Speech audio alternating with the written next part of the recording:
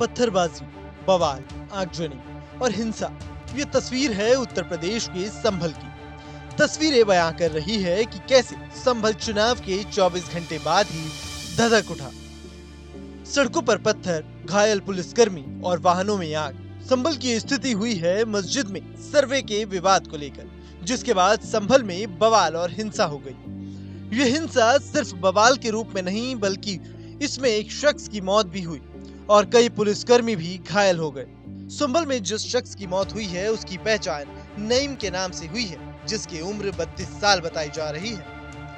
नईम की मिठाई की दुकान थी, जिसकी पत्थरबाजी और बवाल के दौरान गोली लगने से मौत हो गई। जहां संभल जिले की शाही जामा मस्जिद में एसआई सर्वे के दौरान जमकर पत्थरबाजी और बवाल हुआ, तो उसकी तस्वीरें भी ये बता रही है कि कैसे स्थिति तनावपूर्ण बनी। 24 नवंबर यानी रविवार के दिन मस्जिद का सर्वे होना था, लेकिन जब मस्जिद के अंदर एएसआई सर्वे की टीम पहुंची तो अचानक सुबह पत्थरबाजी और बवाल शुरू हो गया। भारी पुलिस फोर्स और सुरक्षा के कड़े इंतजामों के बीच जहां सर्वे की शुरुआत हुई, तो वहीं मस्जिद के आसपास के इलाकों में लोगों ने पत्थरबाजी शुरू कर दी। मौके पर मौजूद पुलिस फोर्स ने मोर्चा संभालने की भी कोशिश की, लेकिन हालात देखते ही देखते बेकाबू हो गए और पुलिस को लाठीचार्ज और आंसू गोले दागने पर मजबूर होना पड़ा। भारी पुलिस बल पर भी स्थानीय लोगों ने जमकर पत्थरबाजी की। सर्वे के दौरान हुए बवाल में स्थिति तनावपूर्ण बनती गई।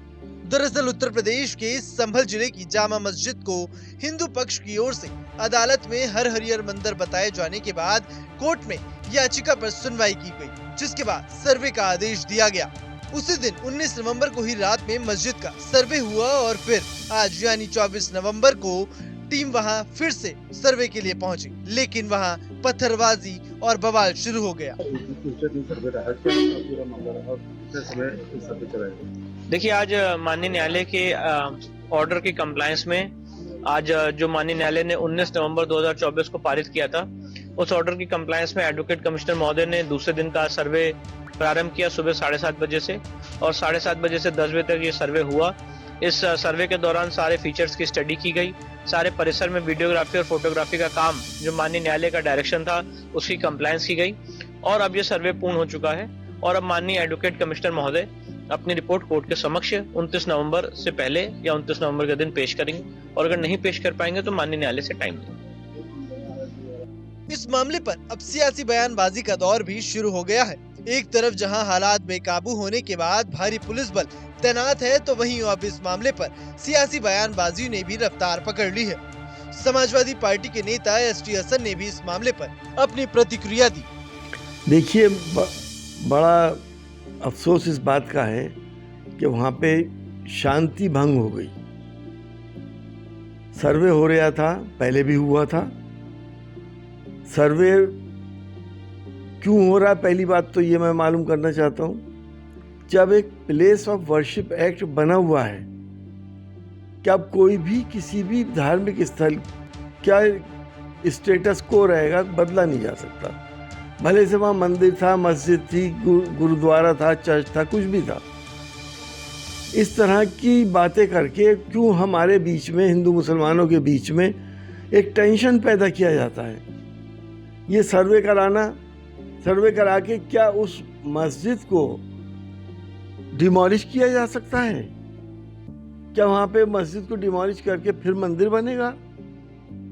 जब एक एक्ट पास हो चुका है तो कहीं ना कहीं मुझे इसमें शरारत की बू आती है कि हमारा सांप्रदायिक सौहार्द बिगाड़ने के लिए ये सब काम किए जा रहे हैं।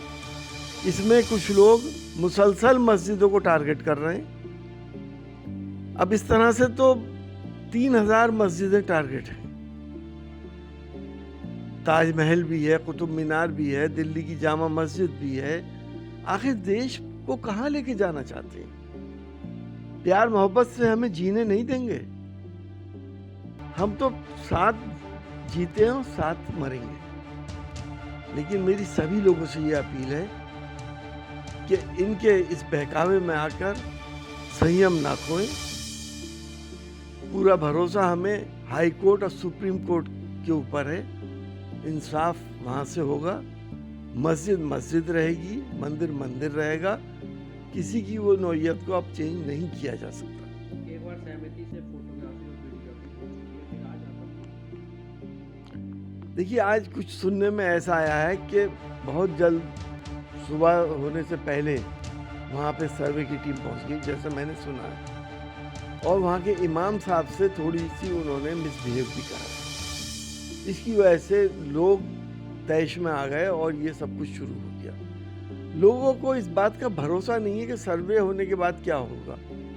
बाबरी मस्जिद का भी तो सर्वे हुआ था, एएसआई ने सर्वे करा था, और एएसआई की रिपोर्ट है, ऑन रिकॉर्ड है, एएसआई ने लिखा था कि बाबरी मस्जिद के नीचे किसी भी मंदिर के अवशेष नहीं मिले।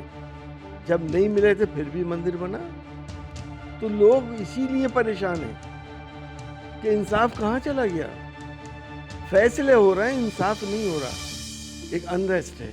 और मैं तो यूं कहूँगा कि अमन की चाबी इंसाफ के पास है। इंसाफ नहीं होगा तो बदअमनी होगी। वहाँ के एसपी कह रहे हैं नेताओं के चक्कर में आके बाबा भविष्य बर्बाद। सही कह रहे हैं। सियासत के चक्कर में पड़ के अपनी ज़िंदगी ख़राब ना करें लोग, अपनी जवानी बर्बाद ना करें लोग।